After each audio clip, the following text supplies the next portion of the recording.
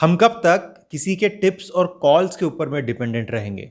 और हर एक चार्ट हमें कुछ ना कुछ बताना चाहता है, तो क्यों ना हम उसका ये मैसेज समझें और चार्ट्स को रीड करने की हैबिट लगाएं। और ऐसा करके हमारी स्टडीज हम खुद कर सकते हैं। चार्ट के ऊपर बाय, सेल और स्टॉप लॉस कहाँ लगाना है, ये हमारा हम खुद देख सकते हैं। नमस्कार दोस्तों। स्टॉक मार्केट्स में दो प्रकार की एनालिसिस रहती है। एक है टेक्निकल एनालिसिस और दूसरा है फंडामेंटल एनालिसिस।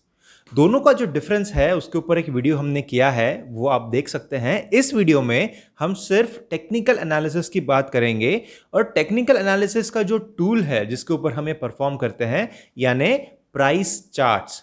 ये प्राइस चार्ट्स क्या है और इनको हम कैसे एनालाइज कर सकते हैं। हमारा ज़ेरोधा का अगर अकाउंट है या फिर कोई भी ट्रेडिंग अकाउंट है, अपस्टॉक्स है या ट्रेडिंग व्यू पे हम अगर देखते हैं तो एक पिक्यूलियर चार्ट पैटर्न हम वहां पर देख पाते हैं।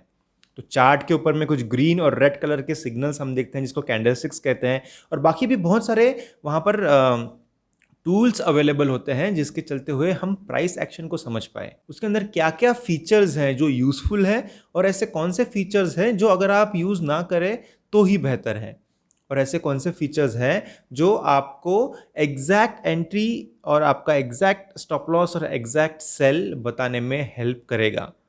अगर आप हर कोई चीज यूज करेंगे चार्ट्स के ऊपर तो चीजें कॉम्प्लेक्स हो जाएंगी। तो ये सब हम देखेंगे आज इस एपिसोड में। तो आइए देखते हैं कि यहाँ पर हम किन किन चीज़ों के ऊपर बात करने वाले हैं। तो सबसे पहले यहाँ इंट्रोडक्शन टू चार्ट्स के इस वीडियो के अंदर में हमने दो वीडियोस बनाए हैं, और ये जो वीडियो है ये पार्ट 1 आप देख रहे हैं।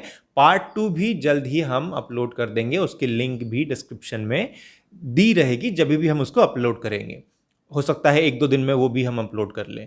तो सबसे पहले ये पार्ट 1 है और उसके अंदर हम देखेंगे कि कंपोनेंट्स ऑफ द चार्ट कौन से रहते हैं। कोई प्री प्लान्ड या प्री डिटरमाइंड एग्जाम्पल नहीं है। लाइव टाइम पे जब मैं ये रिकॉर्ड कर रहा हूं तभी किसी भी स्टॉक के ऊपर में हम जंप कर सकते हैं और वहां पर उसका एग्जाम्पल देख सकते हैं कि कैसे हम इसको यूज कर पाए।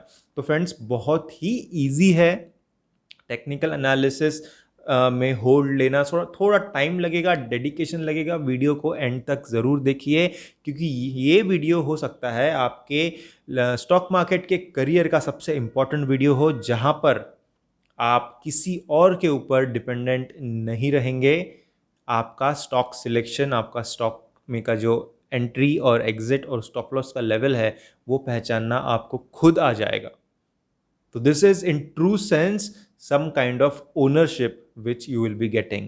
So let's start with this video. Learn and earn in stock markets के इस प्लेलिस्ट में जितने भी वीडियोस अपलोड होंगे सभी में आपको स्क्रीन के ऊपर कुछ क्विज क्वेश्चंस फ्लैश होंगे। ये क्विज क्वेश्चन सिर्फ 2 सेकंड के लिए फ्लैश होंगे और वीडियो में जितने भी क्वेश्चंस आएंगे और जो मैक्सिमम वीडियोस के ऊपर सही जवाब देंगे उनको मिलेंगे exciting giveaway. So this is your chance to test your knowledge about technical analysis and stock markets and get recognised and earn some exciting giveaways. So do comment.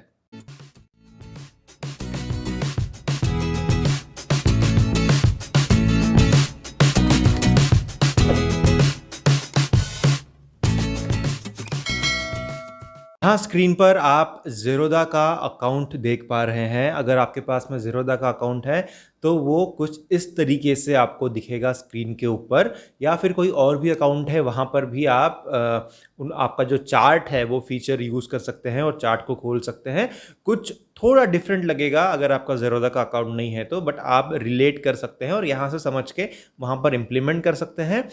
और ये जो ज़ेरोधा के ऊपर हम चार्ट पैटर्न देख रहे हैं, या ना ये जो चार्टिंग टूल है ये एक्चुअली ट्रेडिंग व्यू का है। तो ट्रेडिंग व्यू के ऊपर में भी आप डायरेक्टली जा करके चार्ट्स देख सकते हैं।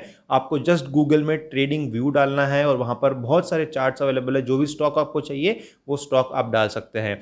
इस वीडियो में हम इस ज़ेरोधा के चार्ट के ऊपर में हमारा स्टडी करेंगे और समझेंगे कि चार्ट्स को हम कैसे इंटरप्रेट कर सकते हैं। तो यहाँ पर हम क्या क्या देख पा रहे हैं वो मैं आपको एक बार एक्सप्लेन कर देता हूँ। यहाँ पर देखिए ये निफ्टी का लेवल है, ये सेंसेक्स का लेवल है as on current time, and फिर यहाँ पर डैशबोर्ड है और जो यानी आपका जो मेन होम पेज आप कह सकते हैं, आपके अगर कोई ऑर्डर्स होंगे वो, यहाँ पर होल्डिंग्स है, यहाँ पर पोजीशंस है, फंड्स और ऐप्स है। ये इतना इंपॉर्टेंट नहीं है क्योंकि हम सिर्फ चार्ट को समझना चाहते हैं। और यहाँ पर इस रीजन में हम देख पा रहे हैं कि हमारी वॉच लिस्ट है। वॉच लिस्ट यानी हमने जो जो स्टॉक्स सिलेक्ट किए हैं फॉर ऑब्जर्वेशन, उनके ऊपर वॉच रखने के लिए, वो सारे स्टॉक्स यहाँ पर मेंशन है। आप इसको डिलीट कर सकते हैं, नए ऐड कर सकते हैं और जो भी चाहे यहाँ से आप देख सकते हैं। और इस वॉच लिस्ट में यहाँ पर ऊपर की तरफ ये जो जगह हैं, यहाँ पर आप किसी भी स्टॉक का नाम एंटर कर सकते हैं, जो भी चार्ट आप खोलना चाहे। फॉर एग्जांपल अगर मैं HDFC बैंक यहाँ टाइप करता हूँ तो मुझे यहाँ पर HDFC बैंक का ड्रॉप डाउन आता है, और अगर मैं इस आइकॉन को यहाँ पर क्लिक करूँ तो चार्ट ओपन होगा, राइट। तो मैं यहाँ पर क्लिक करता हूँ तो यहाँ पर आप देखिए ये चार्ट ओपन हो गया है जहाँ पर HDFC बैंक यहाँ पर लिखा हुआ है। और ये जो आइकन है यहाँ पर, ये जो आइकन है, इसको अगर मैं क्लिक करूंगा तो मेरा जो चार्ट है वो एक सेपरेट विंडो में खुल जाएगा। यहाँ पर आप देख सकते हैं उस आइकॉन के ऊपर आप कर्सर अगर लेके जाएंगे तो वो कहता है पॉप आउट चार्ट। तो मैंने ये आइकॉन दबा दिया और मेरा चार्ट एक सेपरेट विंडो में ओपन हो गया। एंड ये काफ़ी कन्वीनियंट हो गया मेरे लिए to understand the chart pattern. अब इस चार्ट पे एक एक करके हम देखते हैं कि ये जो भी आइकन्स हमें यहाँ नज़र आ रहे हैं, इन सब का क्या मतलब है और ये क्या डिपिक्ट करते हैं। So let's start. और सबसे पहले ये जो आइकन हम यहाँ देख पा रहे हैं, ये है बाय और सेल का आइकन। अगर मैं यहाँ पर क्लिक करूँ तो यहाँ पर हम देख सकते हैं कि बाय और सेल ऐसे दो ऑप्शंस मुझे नज़र आ रहे हैं। तो अगर मैं बाय करने जाऊँ तो मैं बाय पे क्लिक करूँगा, मैं मेरा क्वांटिटी यहाँ डालूंगा, बाय एंटर करूँगा तो फिर बाय हो जाएगा। और अगर सेल करना है तो लाइकवाइज आप उसको कर सकते हैं। अब यहाँ पर ये मार्केट डेप्थ जो नज़र आ रही है, इसका मतलब क्या है? यहाँ पर आपको मतलब HDFC बैंक के इस स्टॉक में जो भी बाय ऑर्डर्स और सेल ऑर्डर्स लग रहे हैं बाकी लोगों के द्वारा, मतलब बाकी के जो ट्रेडर्स इन्वेस्टर्स हैं वो जो भी बाय और सेल कर रहे हैं, उसका एक आप कह सकते हैं रिपोर्ट यहाँ पर आप देख पा रहे हैं। मतलब आपका जो बिड है, किन किन प्राइस पे कितने बिड्स है और कितने ऑफर्स हैं, वो सब चीज़ आप यहाँ पर देख पा रहे हैं और एक करंट टाइम में अपडेट होते रहता है। और इस विजेट को अगर हमें बंद करना है तो हम यहाँ पर इस क्रॉस को क्लिक करेंगे सो दैट हम वापस हमारे चार्ट के ऊपर आ जाएंगे। दूसरा जो यहाँ पर फीचर है वो है, यहाँ पर आप देख सकते हैं ये स्टॉक का नाम है यहाँ पर। तो अगर आपको कोई दूसरा चार्ट अगर ओपन करना है, मान लीजिए अगर आपको यहाँ पर अजंता फार्मा अगर ओपन करना है, तो ये अजंता अगर आप टाइप करते हैं यहाँ पर तो यहाँ ड्रॉप डाउन में अजंता फार्मा करके आ रहा है NSE के ऊपर में। अगर आप उसको क्लिक करते हैं तो ये अजंता फार्मा का चार्ट यहाँ पर ओपन हो जाएगा। सिमिलरली आप यहाँ पर कोई और भी अगर निफ्टी का चार्ट चाहते हैं तो आप यहाँ पर निफ्टी 50 डालिए और आपको ये जो इंडेक्स है निफ्टी 50 का वो यहाँ पर नज़र आ जाएगा। अब ये जो चार्ट का पार्ट है ये टाइम फ्रेम्स को डिफाइन करता है। अगर आप यहाँ पर क्लिक करते हैं तो आपको बहुत सारे ऑप्शंस यहाँ पर नज़र आ रहे हैं, right from 1 minute to 1 month. और उसके बीच के सारे टाइम फ्रेम्स है 1 hour, 2 hour, 3 hour, 1 day, 1 week, 1 month. अब इन सब का क्या मतलब है कि अगर आप समझ लीजिए 1 आवर के ऊपर में क्लिक कर दें और ये जो चार्ट पैटर्न अभी आप देख पा रहे हैं यहाँ पर, ये चार्ट के ऊपर हर एक कैंडल जो है, मतलब ये एक कैंडल हो गई या फिर मतलब हर एक जो कैंडल है, ये कैंडल है, ये कैंडल है, सारी की सारी यहाँ पर आप देख पा रहे हैं ग्रीन और रेड में कैंडल्स ही कैंडल्स है। तो ये हर एक कैंडल जो है ये 1 घंटे के टाइम फ्रेम को दर्शाता है। हर एक कैंडल हर 1 घंटे का जो मूवमेंट है उसको दिखाता है। तो सिमिलरली अगर आप 1 घंटे के बजाय मान लीजिए 1 महीने का ऑप्शन सिलेक्ट करते हैं यहाँ पर, तो फिर इस चार्ट में जो भी कैंडल्स है, इसको हम थोड़ा जूम भी कर सकते हैं, तो ये जितने भी कैंडल्स है ये हर 1 महीने के पीरियड को दिखाती है। हम ये सारे टाइम फ्रेम्स क्यों चेंज करते हैं और कैंडलस्टिक्स एग्जैक्टली किस प्रकार से हम ये जो टाइम फ्रेम चेंज कर रहे हैं उसको दिखाती है, ये हमने पार्ट 2 में डिस्कस किया हुआ है इसी वीडियो का। और एक पार्ट 2 है, उसको आप रेफ़र कर सकते हैं फॉर डिटेल्ड एक्सप्लेनेशन। इस वीडियो में हम सिर्फ एक ओवरव्यू लेंगे जहाँ पर हम सारे के सारे टूल्स और सारे के सारे कंपोनेंट्स को समझेंगे। तो ये हो गया हमारा टाइम फ्रेम्स डिसाइड करने का टूल। उसके बाद में यहाँ पर हम देख पा रहे हैं 2 कैंडल्स का एक पिक्चर बना हुआ है। तो इसके ऊपर अगर हम क्लिक करते हैं तो हमें अलग-अलग प्रकार के चार्ट पैटर्न्स नज़र आते हैं। मतलब अगर आप यहाँ पर लाइन के ऊपर में क्लिक करेंगे तो आपको इस प्रकार से एक लीनियर आप कह सकते हैं कि लाइन फॉर्मेट में आपको चार्ट दिखेगा। अगर आप एरिया के ऊपर क्लिक करते हैं तो आपको इस प्रकार से जो लाइन पैटर्न के नीचे का जो एरिया है उसको दिखाता है। लेकिन हम हमेशा इस चैनल पे कैंडलस्टिक फॉर्मेशंस को ही प्रिफर करते हैं, जो समझने के लिए बहुत आसान है और जिससे मैक्सिमम डेटा आपको मिलता है, मैक्सिमम इंफॉर्मेशन कन्वे होती है कैंडलस्टिक फॉर्मेशन से ही। इसलिए ये जो आइकॉन है ये कैंडलस्टिक फॉर्मेशंस का आइकॉन है। अगर आप इसको सिलेक्टेड रखते हैं तो आपको इस प्रकार से कैंडलस्टिक फॉर्मेशंस दिखेगी। उसके बाद में ये जो विजेट है यहाँ पर कंपेयर यानी जैसे अभी यहाँ पर एचडीएफसी बैंक का स्टॉक हम देख रहे हैं और अगर हमें समझ लीजिए उसको कंपेयर करना है कोई और दूसरी कंपनी के साथ में, तो लेट्स से आईसीआईसीआई बैंक अगर मैं यहाँ डालूँ तो ये आ गया आईसीआईसीआई बैंक और इसके ऊपर मैं अगर क्लिक करता हूँ तो फिर ये जो दूसरा आप एक नया ग्राफ यहाँ पर देख पा रहे हैं ये है आईसीआईसीआई बैंक का, राइट। और इसके साथ में आप कंपेयर कर सकते हैं एचडीएफसी बैंक के। तो इसकी कुछ खास ज़रूरत पड़ती नहीं है और कभी हम इसको यूज़ करते नहीं हैं, लेकिन जस्ट एक अंडरस्टैंडिंग के लिए आपको ये जानना ज़रूरी है। उसके बाद में ये है इंडिकेटर्स। अब इंडिकेटर्स तो बहुत सारे हैं और इसी वीडियो का जो पार्ट 2 है उसमें हम इसके ऊपर डिटेल में डिस्कशन करेंगे, लेकिन जस्ट एक ओवरव्यू अगर दूँ तो इंडिकेटर्स में यहाँ पर अगर आप कुछ भी कोई भी इंडिकेटर का नाम अगर लिखते हैं, लेट्स से आप RSI रिलेटिव स्ट्रेंथ इंडेक्स आपको पॉप डाउन में दिखेगा यहाँ, उसको अगर आप क्लिक करते हैं और इसको बंद करते हैं तो यहाँ नीचे में आप देख पा रहे हैं ये जो ग्राफ बना हुआ है ये RSI का ग्राफ है और यहाँ पर देखिए RSI लिखा हुआ भी आ गया है। तो इस तरीके से आप सिर्फ RSI ही नहीं बाकी के भी इंडिकेटर्स लगा सकते हैं।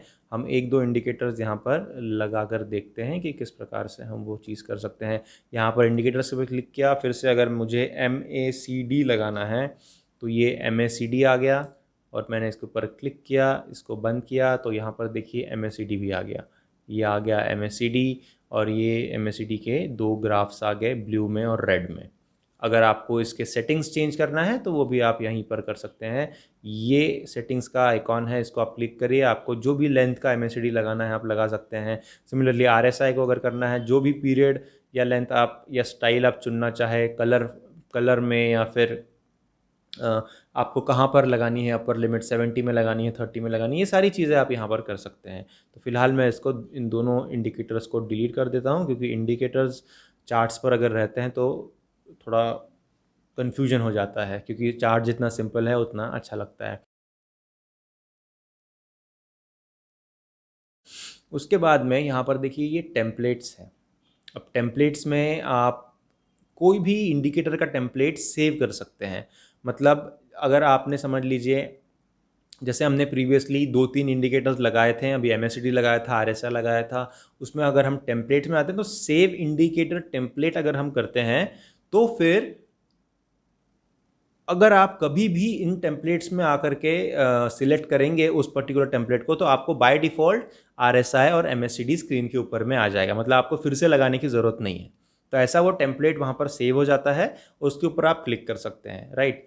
अब उसके बाद में ये देखिए यहाँ पर अगर आप क्लिक करते हैं तो सेव एज डिफ़ॉल्ट टेम्पलेट करके लिख के आ रहा है, राइट। मतलब जो भी इंडिकेटर अगर आपने लगाया, जो भी सेटिंग्स आपकी है चार्ट के ऊपर, और अगर आप ये क्लिक कर देते हैं इसका मतलब ये हो जाता है कि डिफ़ॉल्ट टेम्पलेट जो करंट टेम्पलेट है वो सेव हो जाएगा। मतलब आप जब भी नेक्स्ट टाइम चार्ट को ओपन करेंगे तो उसी टेम्पलेट में चार्ट ओपन होगा। फिर आपको फिर से आपका मूविंग एवरेज लगाने के लिए या फिर RSI लगाना है, MACD लगाना है, वो सब करने की ज़रूरत नहीं पड़ेगी, बाय डिफ़ॉल्ट वो आ जाएगा वहाँ पर। उसके बाद में ये है delete all templates and layouts. तो अगर आपको डिलीट करना है, सेल्फ एक्सप्लेनेटरी है सारी चीज़ें, इतना कुछ खास ज़रूरत पड़ता नहीं है ये डिलीट का या फिर सेव एज डिफ़ॉल्ट। एक बार आपने अगर डिफ़ॉल्ट टेम्पलेट सेव कर दिया है तो सफिशिएंट है, क्योंकि देखिए कोई भी इंसान किसी एक चीज़ में रुचि रखता है, राइट। अगर कोई ट्रेडर है तो ट्रेडिंग करता है, इन्वेस्टर है तो इन्वेस्टिंग करता है, स्कैल्पर है तो स्कैल्पिंग करता है, इंट्राडे अगर करना है तो इंट्राडे पे ध्यान देते हैं, स्विंग ट्रेडिंग अगर है तो स्विंग ट्रेडिंग। तो एक प्रकार का अगर टेम्पलेट या मैक्सिमम 2 टेम्पलेट्स अगर आप लगा के रख दें तो भी सफिशिएंट है। कुछ 5-10 टेम्पलेट लगाने की ज़रूरत नहीं है और खुद को कन्फ्यूज़ करने की ज़रूरत नहीं है, राइट। तो ये सारी चीज़ें यहाँ पर है। यहाँ पर अगर आप देखते हैं तो लेआउट्स आते हैं अलग अलग। ये लेआउट्स इतना कुछ यूज़फुल नहीं है, क्योंकि देखिए स्क्रीन पहले ही छोटी रहती है। अगर आप उसको और छोटा कर देंगे और लेआउट्स वगैरह लगाएंगे तो इतना इतना यूज़फुल नहीं है। अगर आप हाँ स्कैल्पिंग करते हैं और बहुत इंट्राडे ट्रेडिंग अगर करते हैं तो आप फिर लेआउट्स में जा सकते हैं और एक ही स्क्रीन के ऊपर में अगर आप 2-3 चार्ट्स खोलना चाहे तो वो कर सकते हैं। कुछ लोग करते हैं लेकिन इतना कुछ यूज़फुल नहीं है, खास करके बिगिनर्स के लिए इतना यूज़फुल टूल नहीं है। आप एक बार अगर होल्ड ले लेते हैं, एक्सपीरियंस ले लेते हैं सिंगल चार्ट्स के ऊपर में, फिर आप धीरे धीरे बढ़ा सकते हैं। और इतना कुछ फास्ट करने की ज़रूरत नहीं है फ्रेंड्स, क्योंकि अगर आप देख लीजिए यहाँ पर मंथली टाइम फ्रेम, यूजुअली लोग क्या करते हैं, एक ही स्क्रीन के ऊपर में 4 सब स्क्रीन्स ओपन करते हैं, जिसमें एक में मंथली टाइम फ्रेम है, एक में वीकली टाइम फ्रेम है, एक में डेली टाइम फ्रेम है। तो इतना कुछ करने की ज़रूरत नहीं। अगर आप यहीं पर जा करके चेंज कर लेंगे तो आपको सारी चीज़ें दिख जाती है, राइट। और इतना कन्फ्यूजन भी नहीं होता है। तो I don't prefer going for layouts and all, but still अगर आप चाहें तो इस प्रकार से लेआउट्स में कर सकते हैं। अगर आपको चार्ट को सेव करना है और यानी चार्ट्स को आपको फिर से एक बार रिविजिट करना है तो आप यहाँ पर सेव कर सकते हैं। सेल्फ एक्सप्लेनेटरी है, ज़्यादा कुछ एक्सप्लेन करने की ज़रूरत है नहीं। सेटिंग्स के ऊपर अगर आप क्लिक करेंगे तो आपको सारे के सारे बैकग्राउंड कलर्स और बहुत सारी जो सेटिंग्स है वो सारी चीज़ें आएगी। मैंने तो कभी इसको छेड़ा नहीं है। बाय डिफ़ॉल्ट जो सेटिंग्स है ज़ेरोदा में वो ठीक है और आप उसमें काम चला सकते हैं। ये है टेक अ स्नैपशॉट, यहाँ पर लिख के आ रहा है। ये एक यूज़फुल है। आप अगर ये मतलब ये स्क्रीनशॉट के जैसा है, अगर आपको इस चार्ट का स्क्रीनशॉट लेना है तो आप यहाँ पर क्लिक करिए, फ़ोटोज़ को सेव कर सकते हैं फॉर फर्दर स्टडीज़। कभी और आपको खोल के देखना है, कुछ समझना है, स्टडी करना है तो उस स्नैपशॉट जो है उसका यूज़ आप कर सकते हैं। हालांकि इसका यूज़ मैंने कभी किया नहीं है क्योंकि इतनी कुछ खास ज़रूरत पड़ी नहीं। हाँ, लेकिन अगर आप शुरुआत में कर रहे हैं और बिगनर लेवल्स पे हैं तो फिर आप कुछ फ़ोटोज़ लेकर के रख सकते हैं, सो दैट आप अगले सेशन में या अगले दिन या कुछ 1 महीने या बाद या फिर 5 महीने बाद अगर खोल के देखिए तो आपको ध्यान में आएगा कि आप उस समय किस प्रकार से किस माइंडसेट से ट्रेडिंग करते थे, सो दैट आप उसको as on current time compare कर पाए और फिर कुछ इम्प्रूवमेंट्स कर पाए आपके खुद की स्ट्रैटेजीज़ में। ये सब चीज़ें आप यहाँ पर कर सकते हैं। ऑल राइट, तो उसके बाद में यहाँ पर नीचे में ये कुछ ऑप्शंस दिए हुए हैं यहाँ पर। तो ये है प्लस का साइन, ये है माइनस प्लस, यानी आप इस चार्ट को जूम आउट और इस प्रकार से zoom in and zoom out कर सकते हैं। माइनस का साइन है ना, जूम आउट, राइट। और उसके बाद अगर आपको थोड़ा राइट जाना है, राइट के तरफ मूव करना है तो यहाँ इस आइकॉन पे क्लिक करिए। अगर पीछे जाना है तो इस आइकॉन पे, सिंपल, नथिंग। और अगर आपको चार्ट को रिफ्रेश करना है बहुत देर के बाद, अगर आप चार्ट खोल रहे हैं बहुत देर के बाद, अगर विंडो खोल रहे हैं तो आप यहाँ पर अगर रिफ्रेश दबाते हैं तो चार्ट इस प्रकार से रिफ्रेश हो जाएगा और जो करंट स्टेटस है वो आपको दिखाएगा। ऑल राइट, अब क्योंकि ये एक 2 डायमेंशनल चार्ट है, राइट, क्योंकि इस चार्ट में 2 डायमेंशंस है। ये है एक पहला डायमेंशन और ये है दूसरा डायमेंशन। इस डायमेंशन के ऊपर में आपको दिखेगा प्राइस, जो जो शेयर का भाव चल रहा है वो सब आपको यहाँ पर दिखेगा और जो भी टाइम पीरियड है वो आपको यहाँ पर दिखेगा। अगर आपने आवरली टाइम फ्रेम चूज़ किया है तो यहाँ पर आपको 1-1 घंटे का बाइफरकेशन दिखेगा। क्योंकि हमने यहाँ पर एक वीकली टाइम फ्रेम चूज़ किया है तो आपको हर एक हफ्ते का एक एक कैंडल है, मतलब ये हर एक जो इंटरवल है ये एक एक हफ्ते का पीरियड आपको दिखाता है। और यहाँ पर स्केल भी है, आप जो भी पीरियड को चुनते हैं उसको स्पॉट कर सकते हैं एग्जैक्टली टाइमलाइन के ऊपर। जैसे 2021 है और ये अप्रैल है, मतलब ये इसको आप थोड़ा जूम करेंगे तो आपको एग्जैक्ट उस दिन की डेट यानी थोड़ा आपको कौन सा सप्ताह चल रहा था वो सारी चीज़ें यहाँ पर समझ में आ जाएगी। तो यहाँ पर आप देख सकते हैं जैसे ये मार्च है, ये मार्च का पहला हफ्ता है। इसके बाद आप इधर मुड़ेंगे तो दूसरा हफ्ता, तीसरा हफ्ता, चौथा हफ्ता और उसके बाद में ये 29 ऑफ मार्च यानी last week of the month आता है। उसके बाद में फिर अप्रैल शुरू हो जाएगा। तो ये सारी चीज़ें आप यहाँ पर नीचे में देख सकते हैं और यहाँ पर उसका भाव देख सकते हैं। जैसे कि फॉर एग्जांपल अगर मुझे देखना है कि लेट्स से जनवरी 2021 के 15 तारीख को क्या प्राइस थी, अगर मुझे ये देखना है तो मैं जाऊँगा डेली टाइम फ्रेम में, क्योंकि मुझे एक दिन का देखना है ना, 15 जनवरी का देखना है मुझे। तो 15 जनवरी तो इधर रह गया, मतलब मुझे थोड़ा इसको ज़ूम आउट करना पड़ेगा। हाँ, और ये यहाँ पर 15 जनवरी मुझे नज़र आ रहा है, यहाँ पर 4 है, यहाँ पर 5 है, 6, 7, 8, 9, इस प्रकार से मैं यहाँ आता हूँ तो मुझे 15 जनवरी मिल जाएगा। सो दिस इज़ 12, 13, 14, 15। ये जो कैंडल है, ये कैंडल जो है वो 15 जनवरी की। अगर आप प्लेन इसके ऊपर कर्सर भी रख देंगे तो भी आपको उसकी डेट आ जाएगी। ये है 15 जनवरी। माफ़ कीजिएगा, ये जो मार्किंग मैंने की है वो गलत है। ये जो कैंडल यहाँ नज़र आ रही है, this is 15th of January. Okay, this one. अब इसी को हम मार्क भी कर लेते हैं और थोड़ा जूम कर लेंगे। यहाँ पर देखिए ये 14 है, उसके बाद में ये जो कैंडल है, this is 15th of January. ये वाला जो कैंडल है ये 15 जनवरी का कैंडल है। ऑलराइट, और इस कैंडल का जो क्लोजिंग प्राइस है वो किस प्रकार से आप देखेंगे, मतलब उस दिन का एंड कहाँ हुआ था ये हमें पता करना है, राइट। तो अगर जस्ट आप इस कैंडल के ऊपर में कर्सर लेके जाएंगे तो आपको ऊपर में नज़र आएगा कि कुछ फिगर्स, कुछ आंकड़े आप देख पा रहे हैं, जैसे OHLC। और अगर हम C के ऊपर में देखें तो 1468 का लेवल नज़र आ रहा है। इसका मतलब ये है कि उस दिन का क्लोजिंग जो है वो 1468 पे हुआ था। तो वो मैं आपको एक्सप्लेन कर देता हूँ कि किस प्रकार से आप ये जो यहाँ पर इंफॉर्मेशन दी हुई है इसको आप किस प्रकार से समझ सकते हैं। ऑलराइट, यहाँ पर सबसे पहले दिया हुआ है O का मतलब है ओपनिंग, मतलब उस दिन शेयर प्राइस किस लेवल से ओपन हुआ था, मतलब शुरुआत कहाँ से हुई थी। उसके बाद में दिया है H यानी हाई, यानी सबसे हाईएस्ट प्राइस लेवल उस दिन कौन सा रहा है वो आपको यहाँ H में दिखेगा। फिर यहाँ पर है लो, यानी उस दिन का लो क्या रहा है, सबसे नीचे अगर प्राइस गया है तो वो कहाँ तक गया है उस दिन, वो आपको L यानी लो में दिखेगा। और ये है C यानी क्लोजिंग, यानी उस दिन का क्लोजिंग कहाँ पर हुआ, यानी जब शेयर मार्केट ख़त्म हुआ उस दिन मतलब बंद हुआ उस दिन उसका क्लोजिंग प्राइस क्या था वो आपको यहाँ पर दिखेगा। तो आप अगर किसी भी कैंडल के ऊपर में कर्सर लेकर के जाते हैं तो आप देख सकते हैं कि ये जो OH और LC है इसके फिगर्स जो है वो चेंज होते हैं, राइट। तो आप जो भी कैंडल के ऊपर लेके जाएंगे, जैसे ये 15 जनवरी वाला ये कैंडल है, इसके ऊपर मैंने अगर रखा तो आप देख पा रहे हैं कि ओपनिंग है 1469 की, क्लोजिंग है 1466 की। इसका मतलब कि प्राइस नीचे आया, ओपनिंग से नीचे क्लोज हुआ, इसीलिए ये जो कैंडल है ये रेड में है। इसके बारे में हम बात करेंगे पार्ट 2 में कि ये ग्रीन और रेड किस प्रकार से हैं। यहाँ पर बस आप ये समझिए कि स्क्रीन के ऊपर ये जो OH और LC है ये हर एक कैंडल का इन्फॉर्मेशन देता है। ऑलराइट, अगर ज़रूरी नहीं है कि ये सिर्फ एक दिन का ही हमें इन्फॉर्मेशन दे, क्योंकि हमने यहाँ पर डेली टाइम फ्रेम चुना है इसलिए एक दिन का दे रहा है। अगर हम एक हफ्ते का टाइम फ्रेम चुने तो ये है हर एक हफ्ते का एक एक कैंडल। तो ये जो हफ्ता है ये 8 जुलाई 2019 को इसकी शुरुआत हुई है। नीचे आप देख पा रहे हैं एक्स एक्सिस के ऊपर में कि 8 जुलाई 2019 लिखा हुआ है, राइट।